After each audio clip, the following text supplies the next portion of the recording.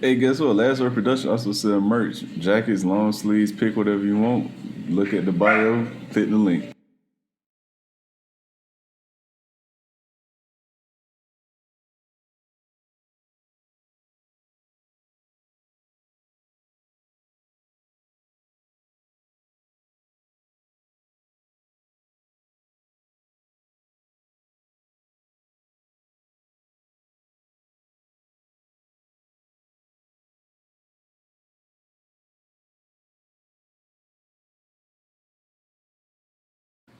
Hello, good afternoon, good morning to whomever is listening to this. Thank you all for tuning in once again to the show Last Word Productions. As you all know, I am your host Tavares Wilson, and I always get the last word. Excuse me, had to clear my throat real quick. But as you all know, in today's news, we're gonna start off in the NFL news. We're gonna get right into it. And I wanted to start off with the Deshaun Watson situation, man. As you all know, it is the postseason. You know, we just got through the divisionals. We're going on to the conference championship round. But I feel like this is the most important news right now to talk about because not every day you see a prime top 10 player in this league request a trade on one out of a franchise. To me, this just speaks volumes to the Texas organization. And I'm gonna start back. I'm gonna backtrack real fast. For those who don't know why Deshaun Watson is so angry and wants out, so we gonna date it back to last season. It's been the Houston Texas organization has been terribly ran for some years now. You check Andre Johnson last tweet out to see that a very quiet and soft spoken dude coming out and saying what he said. It was monstrous. It was monumental. But last season, you traded away DeAndre Hopkins, who to me right now is the best receiver in the league. And to be honest with you, I don't think it's been close for the past 2 years. Ever since at least Antonio Brown has been out of the league. Because before D Hop, I thought Antonio Brown was the best. Now, with that being said, you traded away a number of options. You picked up a terrible contract at David Johnson, a guy who best years seemed to be behind him, a guy who stayed hurt even this year, stays hurt, inconsistent play.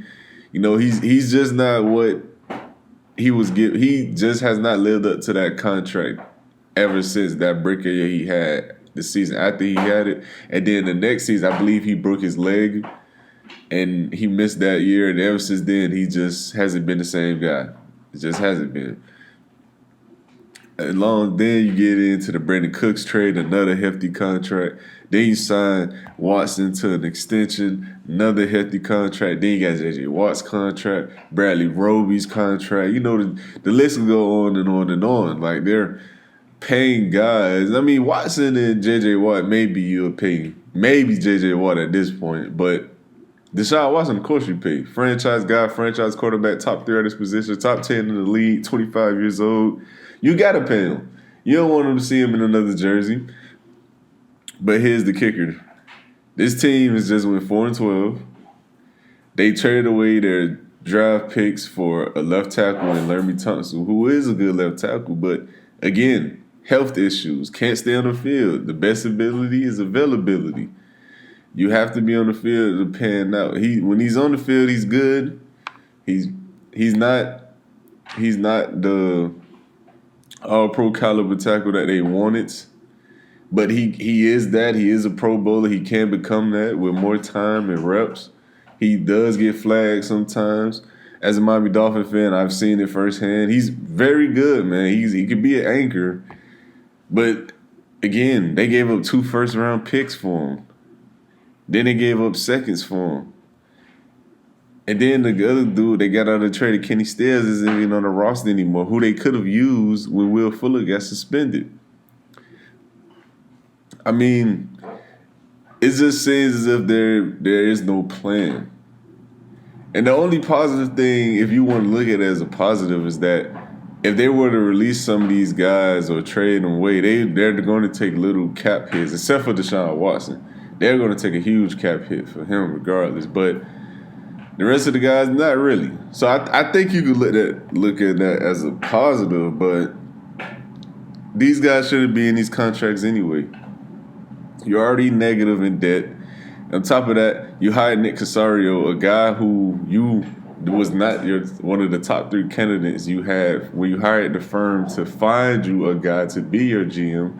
It was Theo Reddick and it was the gentleman from Pittsburgh. I can't recall his name right now, but 2 African Americans. You didn't hire not one of them. You went and got Nick Casario out of the Patriots tree again. Then on top of that, Deshaun Watson was told that he would have first-hand insight on the coaching staff, the coach that could be brought in, and the GM. They ignored the GM request by the firm and went out and got Casario. They ignored his request to interview Bieniemy. They were the only team with a vacant job that didn't interview Bieniemy. Now they requested him later when he's obviously busy. The Chiefs is in the playoffs still. They just won yesterday. So in our actuality, that's looking like it was just okay. You want this, fine. We'll at least try. It doesn't seem like they're actually interested. So now we're at this point where Deshaun Watson tweeted out, I believe 2 days ago, when he quoted Future lyrics, when he was saying I was at a 2, but now I'm at a 10. I mean, yes, he came out and said that it was lyrics or, whatever the case may be, it's a song. But it's not coincidental that Adam Schefter, I believe the day before he tweeted that, said that his anger level with the team after trading DeAndre Hopkins was a 2, but now it's a 10. I mean, it's not coincidental. It's not ironic. It's not just luck of the draw, whatever you want to say. He knew exactly his intentions with the tweet. He purposely tweeted that out because he wants this franchise to know he's done. I thought at one point, I really thought at one point that the Texans could possibly rekindle this relationship with a hire here and there. But I think he's done, man. It's a lot of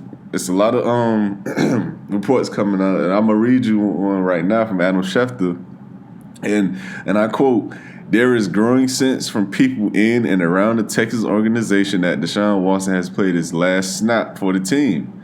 It's early in the offseason, there's a lot of time left, but Watson's feelings cannot and should not be underestimated." To me, the final nail is in the coffin, man. They had their last chance to get Bieniemy. They ain't interview him. They had their last chance to get a new GM. It's preferably an African-American minority. They didn't do that. Even though they're top 2 candidates from a firm, they literally paid millions to find their guy, and they didn't even consider or hire the 2 guys who were the highest on the list, the GMs. To me, man, this is absolutely ridiculous. This is terrible for this organization. I mean, it's bad to the point where teammates, it has been reported, teammates are supporting Deshaun Watson to leave. Whenever you see something like that, that shows you and tells you these guys know this situation is terrible. They know it is. And it is really, really just downright a travesty, and it is sad that an NFL organization is ran this terribly. I mean, Jack Easterby, I don't know what he has going on. I don't know why he has such input and power that he has with the owner of the Texans and things like that. But it needs to change, man, because listen to me. If it does not change, Roger Goodell may have to come in and he may have to dibble and dabble in this situation himself to make this thing change. Because this is only going to hurt the league in the long run. Yes, it's going to hurt the Texans, of course. But at the end of the day, Texas fans aren't backing this. The Texas players aren't backing this. And a lot of big name representatives around the league, coaches, assistants, GMs, they're not behind anything they're doing. So it has to come a point, man, where they're like, okay, enough is enough. We've got to be better. We're losing our franchise guy. We already lost one franchise guy in D-Hop. We're losing on the verge of losing one of our better franchise players of all times is J.J. Watt. I mean, his frustration is obvious, especially after the last game of the season. To me, man, it's just bad all around at this point. And I don't know what the Texans can do. I think the time of Deshaun Watson is up. I think he's done with the organization. And I think it's time for them to start looking into a young guy, veteran, who could come in and be a bridge starter for them and get a young guy who could grow behind them for a couple games or a season and go from there. But in other NFL news, as you all know, the divisionals played last night, the last two divisional games. You had the Kansas City Chiefs against the Cleveland Browns. Patrick Mahomes went down in this game, unfortunately, with a concussion. He didn't look good at all. He got up with noodle legs, couldn't catch his balance. He just seemed really out of it, man. It didn't look good at all. And I hope he's healthy. I hope he can bounce back, and hopefully he'll play next week. But it ain't looking too positive for him from what I've seen. And then you had the Tampa Bay Buccaneers defeating the New Orleans Saints after the Saints owned them throughout the entire regular season. Tom Brady and company went in to New Orleans, picked up a W. And I want to say this, and I feel as if this is something that needs to be said. I gave Mike Tomlin a lot of flack and a lot of heat when the Steelers lost. I did.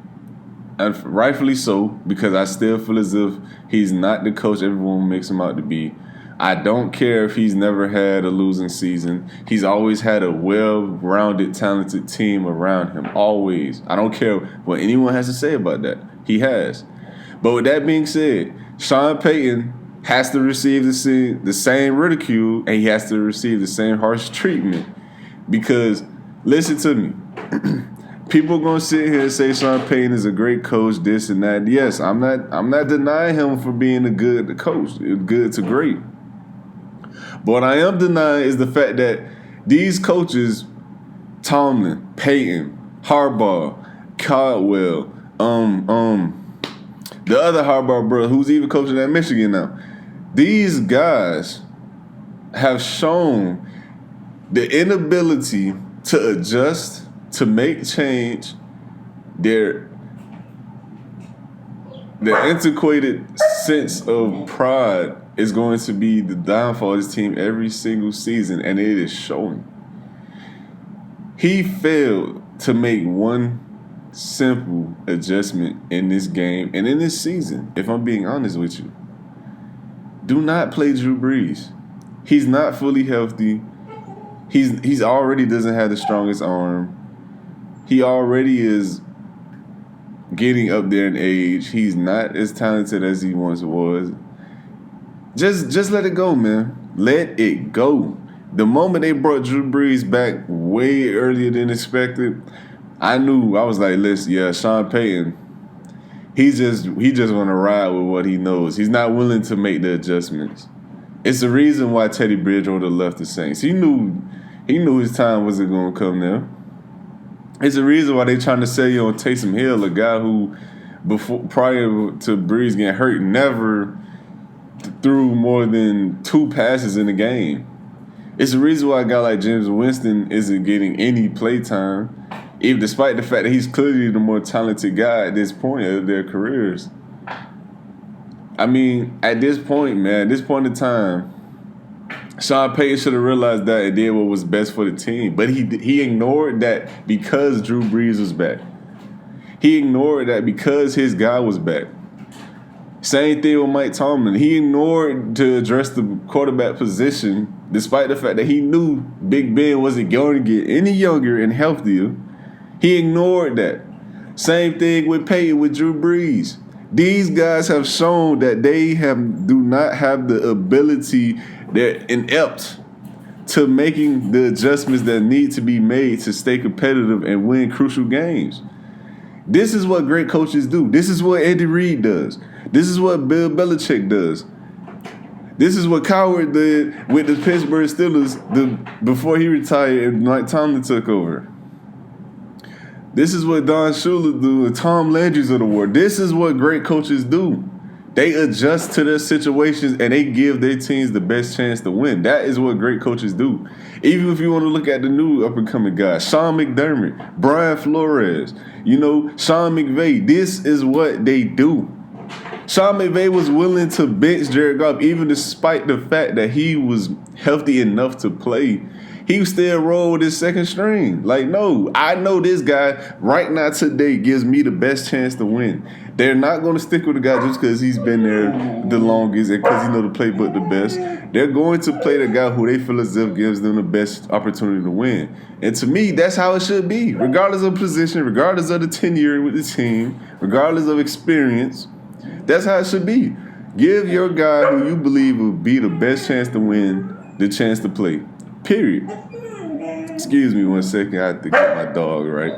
Okay, guys, I'm back. Sorry for the inconvenience. But as I was saying, they fail to make the adjustments that's best for the team. And simply put, to me, that is not what great coaches do.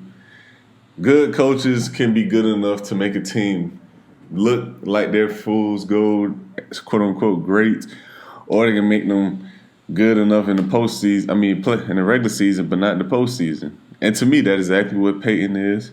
That's what Tomlin is. And at this point, I think it has to start being addressed about it. Because these one championships have been carrying these guys for too long. Too long, man. Someone has to step up and say, okay, this is a what have you done for me lately league.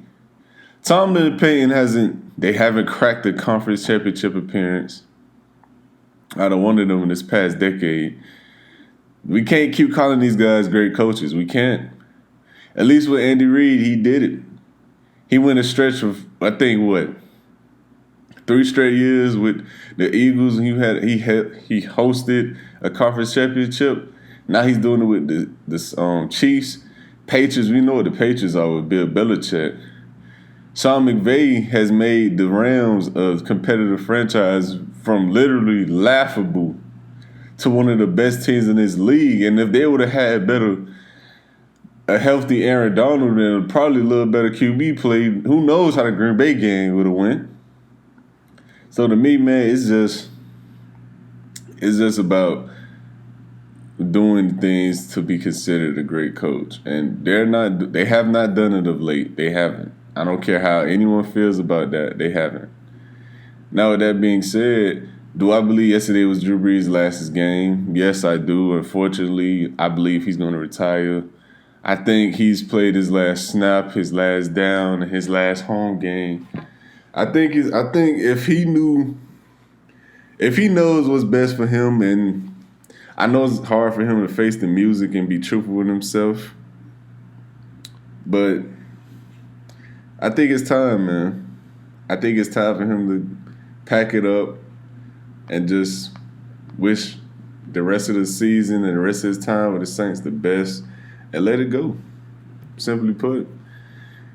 Now we're going to get into the NBA news. As we all know by now, James Harden was traded to the Brooklyn Nets. He played his first game with them, I believe it was 2 days ago against the Orlando Magic. He had a great game, 32-point, triple-double night. Kevin Durant had 42 points. Both of them played absolutely phenomenal. But this is what worried me. They won by 7 points against the Orlando Magic, and both of their best 2 players. Because I believe Kyrie Irving is done. I think he's going to announce his retirement one of these days. If he does come back and play, that's great for the Brooklyn Nets. They have their third piece, their third star, because they need one. They need one for real, because the way their roster is set up right now, they have no depth at scoring. I think outside of Joe Harris and Jeff Green, those two on a good night, they have literally no other scoring at all. And no one on the team is a defender. DeAndre Jordan, I believe, is one of the better rim protectors in the league, but he's up in age now, and I don't think he could do what he once did. It's going to look real ugly and real bad for them on the defensive side of the ball. I mean, not Valanciunas, but the Orlando Magic center, I forgot his name. I'd be confused with some of these foreign names with each other. It's a lot sometimes for me. But I think his name is Vukovic, I believe, if I'm not mistaken. But he had an absolutely phenomenal game, and Terrence Ross off the bench went insane. And it just showed me, man, they have no perimeter defense or interior defense. And it's going to be bad for them when they play guys like the Celtics, when they play guys like the Heat, when they play guys like the Bucks, because these teams have 2 or 3 guys who can literally beat you scoring-wise easily, and they're all, at this point, better defensive teams by a mile. They are. You can have all the big names you want. If y'all don't have depth, if you don't have consistency out of at least 2 other players in the postseason, man, it's not going to work out for you. Look at the Lakers last season. The big question was, who is the next shot creator and shot maker outside of Anthony Davis and LeBron? You seen KCP step up. He played huge, especially the last 2 games in the finals, man. Played absolutely great. Came up big. And then you see Rondo, the whole postseason. He may not have scored, but he created shots for others. He defended well. He got rebounds at his position. Good amount of rebounds. Steals. He did the grit work, the dirty work. He bought his lunch pen. He bought his lunchbox and his pen. You feel me? Like, he did all of the dirty work that others didn't want to do that put them in a position to win. Now they replaced that with Montrezl Harrell and Dennis Schroeder. Now you got 2 other shot creators. Now you got other 2 shot makers. And you still got Kyle Kuzma. So, I don't know, man. The Nets, they got to show me more of the defensive end, man. I know they can score anybody in the league. I know that for a fact. I mean, Kevin Durant, James Harden, the same team. You're going to put up points regardless. You're going to. You just are. But I got to see more on the defensive end, man. And on top of that, I hope everything is going to be fine with Caris LeVert, man. The news had broke out that he had, I believe, a tumor on I believe it was his kidney. It was either his kidney or his liver. But regardless, it's terrible to hear, man. I hope he can recover soon as he can, a speedy recovery. And it's terrible. It's just absolutely terrible. But I really don't have any more NBA news, so what we're going to do is get into this part of the fan Q&A in the show. And I'm going to start off on Instagram first because there was a few questions on there that I had missed. These are all questions from last week, by the way, so I do apologize if some of these are, outdated now because we have played more games. But things that came up, unfortunately. Again, I apologize for that. But I'm going to start off with this first question. This first question comes from Keelan. She asks, "Hey, Tavares, do you think the Falcons hire Eric Bieniemy and pick Justin Fields if he's available?"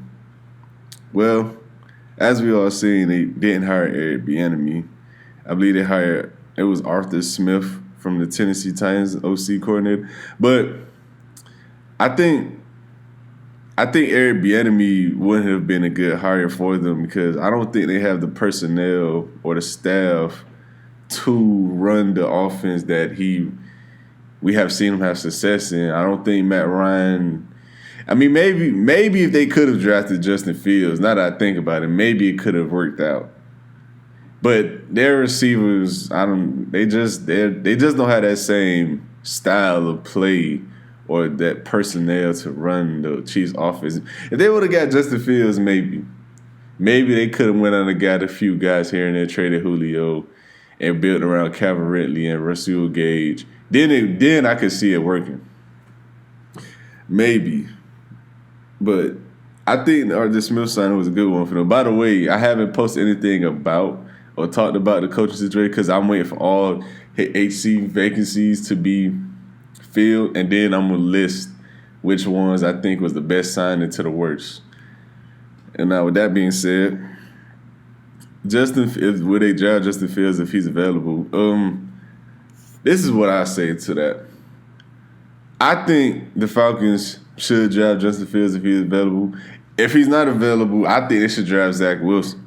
One of these guys will be available. One of them. You have the 4th pick in the draft. The Miami Dolphins are the 3rd pick. The only way they're taking a receiver is if they trade that pick in the package for Deshaun Watson. They're not drafting a quarterback. The Jets looking like they're not drafting a quarterback at 2. How it's panning out for them. The Jaguars are the only team drafting a quarterback, it seems as if that's the case. Excuse me. But with that being said, the Falcons, to me, they should absolutely take one of these quarterbacks, even if it's not Justin Fields. At this point, it's like what I said a few shows ago. You know what you have in Matt Ryan. You know he's not good enough.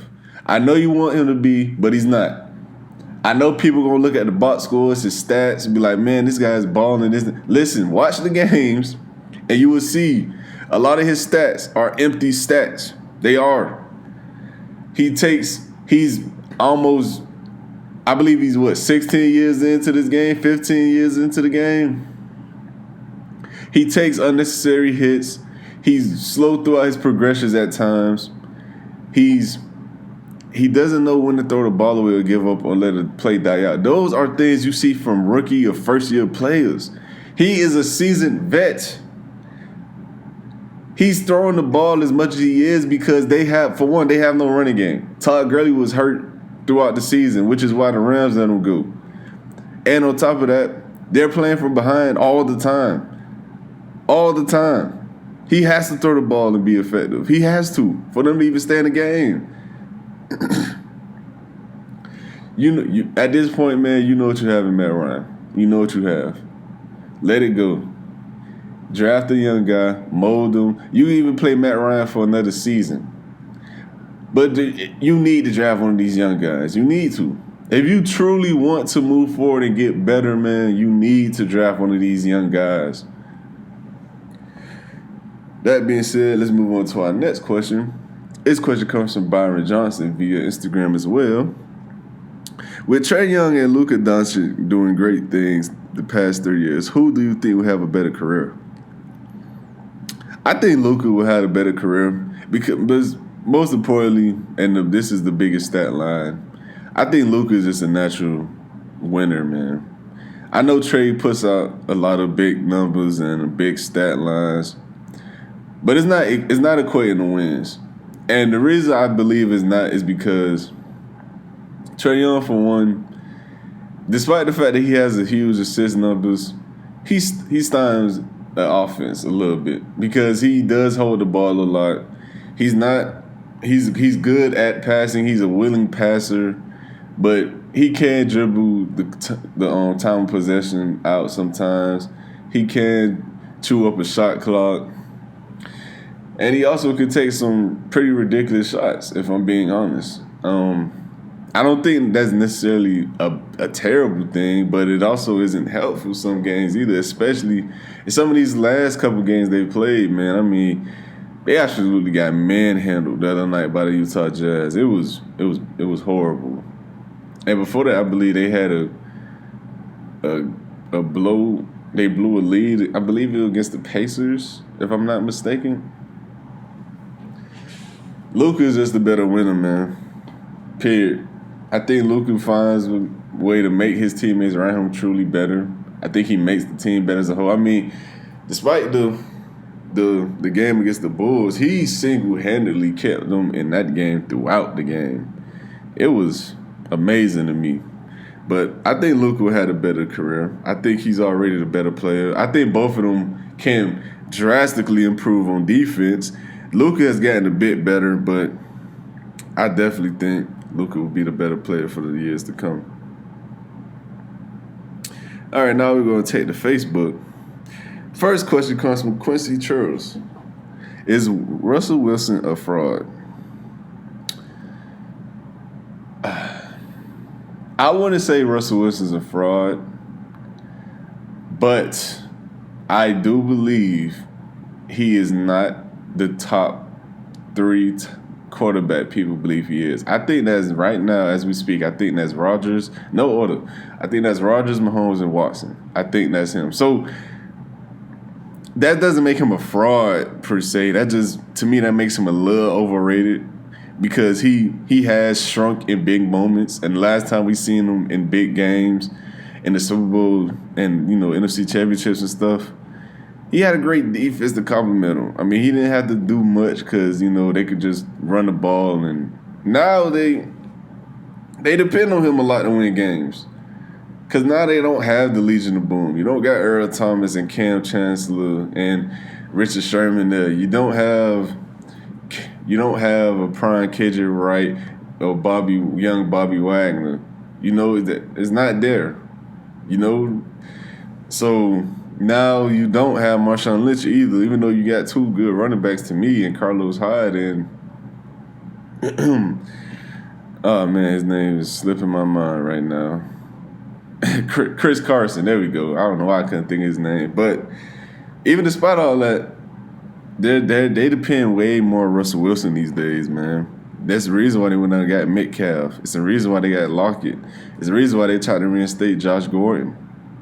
They depend on him to throw that ball and win them games. He has not done that in this postseason. These past couple of years, he hasn't. I mean, it's unfortunate, but he hasn't. Let's see. This next question comes from Mason Moon. From what we've seen from the NFC, who really has a shot at Green Bay? Well, this question was asked almost a week ago. At the time, I would have told you the Saints. But we see that's not the question. That's clearly not how things panned out. And to be honest with you, I don't think the Bucs have much of a chance either. I know people are going to look back at the game where they dismantled the Packers and be like, oh, well, they did this to them. Why you think they can't do it again? I just think, I could be wrong. Maybe they destroyed the Packers again, but I truly just think that was just a diamond in the rough. I mean, not a diamond in the rough, but, just one of them hiccup type games. I just think they had a bad game, honestly. This next question comes from William McClung. Should the Steelers trade Hayward, DeCastro, move on from Ben, Tomlin, Finchner, and rebuild the team around young talent? I definitely think the Steelers should move on from Big Ben and Mike Tomlin and Finchner. But I don't think they should move Hayward, DeCastro. I think those 2 guys still have at least, I want to say 2-3 years of high level play. So I'm not for moving those guys. And I believe Hayward just signed a contract extension not so long ago. But I don't think they should move on from those 2 guys. I think Tomlin, he has another year. I think if he doesn't show any postseason success this next upcoming season, I think that's it for him. I think Big Ben is retiring regardless. And as you see, I think Finchner is he's done. He's just done. Next question comes from Larry Green Jr. Should the Dolphins and Texans really consider the Watson for Tua deal? Yes. Absolutely yes. And here's why I say that. I know I'm a Dolphins fan, and I know people are going to say I'm biased. Listen to me. When I speak this news, when I talk about this type of stuff, I'm speaking from a NFL fan's perspective. Okay? I'm not being biased. I'll let you know if I'm a bit biased because I will literally say it. And right now, I'm not being biased at all. This is why, I should say, I believe they should consider this trade both sides. Number one, for the Dolphins, you have a chance to go out and get a top 3 quarterback at the age of 25 years old. He is only 2 years younger than Tua Tagovailoa. Older than Tua Tagovailoa. 2, this guy is already proven to be a stud. And the moment you trade for him, you instantly have the best quarterback in your division. And it's not close. It's not. I know Josh Allen was balling this year, but he is not Deshaun Watson. Let's not even argue he's better. No, he's not. He's just not. Guys want to say, oh, but you just said Matt Ryan put up empty stats. Yeah, he did put up some empty stats with the Texans. But guess what? He threw for 4,200 yards when they were a back-to-back playoff team. This guy can play. He's a baller. He's been doing it with mediocre talent around him throughout his career outside of DeAndre Hopkins. Will Fuller was hurt all the time. Kiki QT, man, listen, we're not going to speak on him. He is... I'm not going to talk about him. Brandon Cooks, I like Brandon Cooks, but it's the reason why he can't stay on one team, man. It's a reason. He had a good season this season, but it's the reason why he can't stay on one team. Health issues, inconsistent play, things like that. You go out and get Deshaun Watson to pair with this top 3, top 5 potential defense. You go out and you still have enough cap space to sign you a true number 1 receiver. And you'll still have picks in the second round this upcoming draft where we've seen talent come from these rounds, these late round picks, these day 2, day 3 picks. DK Metcalf, A.J. Brown, Devontae Adams, Aaron Jones, Derrick Henry, Nick Chubb. You know, the list can go on forever. You've seen guys come out of these day 2, day 3 picks and turn into some of the best in the league. And then for the Texans, you have a chance to not only get another young guy who you can help and build on and mold, but the Dolphins have the most draft capital that you will be offered. They have 2 first-round picks coming up this year. One is the 3rd pick, which they ironically got from the Texans. And then they have 2 second-round picks. They have the draft capital. They already got you a young quarterback that you could build up on. He may not be the most talented guy in terms of like his metrics, like arm strength and speed and all of that, but you can't coach accuracy. You can't coach anticipation, and he has great instincts. That's what you want in the young guy, especially, because from there you could build on that. You got the quarterback, you got the picks. And then Deshaun Watson has already came out and said he prefers Miami as his destination, his next destination. He has a no-trade clause. He has to agree to go to a team. This is win-win for both teams, if you ask me. What's the future of the Seahawks now? What should they address for this offseason? This question came from Larry Green as well. The future of the Seahawks now, exactly what I said it was for Tomlin, for Peyton. Because Pete Carroll is falling in. He's slowly starting to fall in his wagon as well. He's living off these 1 Super Bowls, and it's been carrying him more than his actual play of coaching has been. To me, at this point, man, the Seahawks, they need to address the offensive line, period. That is one huge reason why I feel as if Pete Carroll should be on the hot seat, because he has failed, absolutely failed, to address the offensive line. He's failed Russell Wilson. He's failed these playmakers that they have at these skill positions, and he's failed the defense because they cannot maintain possessions and they can't control the clock like that they once did when they had Max, I believe. Wasn't Max Unger at center before they traded him to the Saints? I believe so. And now Dwayne Brown can't stay healthy either. I mean, he was pretty much healthy this year, but he's been a healthy stretch too. What is your takeaways from the first round of the playoffs? Well, my takeaways from the playoffs, not in general, since we're through it all. I think the Bills are legit. I said they were legit before. I think they are legit threats to win it all. I think they are. I don't think this is a year two rebuild type of season. I don't think they're looking at it like that. They're looking at the bigger picture. They want it all, and they can win it all. They have the firepower on offense. The defense is steadily playing good. I would like to see them have a bit more of a rushing attack, but what's not broke, don't fix it, right? McDermott he's just in a groove right now. Him and the OC, the play calling is just phenomenal, man. Another guy that came from that Andy Reid tree. Andy Reid, man, he's done a lot of great things for this league. He's giving you a lot of great coaches. Never underappreciate Andy Reid. Next question comes from Daniel Yorkerson. What's next for Big Ben? Big Ben, retirement, period. I think that's what's next for him. He needs to hang it up, if I'm being honest. I said that earlier. The same person, Daniel Yorkerson, has asked, what's the Vikings offseason moves? Well, the Vikings offseason moves, to me, they have to address the defense. I think their back end is weak.